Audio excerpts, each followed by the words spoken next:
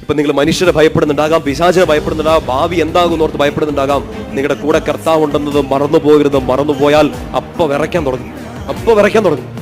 ഈ ബോധമുള്ളവന് സഹനങ്ങളോ വേദനകളോ ഒന്നും ഇല്ലെന്നല്ല. സഹനങ്ങൾ ഉണ്ടാവും, വേദന ഉണ്ടാവും, കുലുക്കം ഉണ്ടാവും, പിടിച്ചു കുലുക്കും. പക്ഷെ നേരെ നിൽക്കും. ഉണ്ടാവുന്ന സഹനങ്ങൾ നിങ്ങൾ അങ്ങനെ ഒന്ന് കണ്ടുനോക്കിയേ. വെറുതെ എന്നെ വേദനിപ്പിക്കാൻ, എന്നെ ശപിച്ച് തള്ളിക്കളയുന്ന കർത്താവല്ല. ഈ വേദനയെ ഞാൻ അതിജീവിക്കുന്ന കർത്താവിന്റെ ആശ്വാസം അറിയുമ്പോൾ ഇതുപോലെ ഇതിനെക്കാട്ടും വലിയ സങ്കടത്തിലൂടെ കടന്നു പോകുന്ന ഒരുപാട് മക്കളെ ആശ്വസിപ്പിക്കാൻ കർത്താവ് നമ്മളെല്ലാവരെയും ഉപകരണമാക്കും. പറഞ്ഞേ ഹല്ലേലൂയ. ഒരു ആശ്വാസവും കിട്ടാത്തൊരു സമയം ചിലപ്പോൾ നിങ്ങളുടെ ഉപയോഗം വന്നേക്കാം.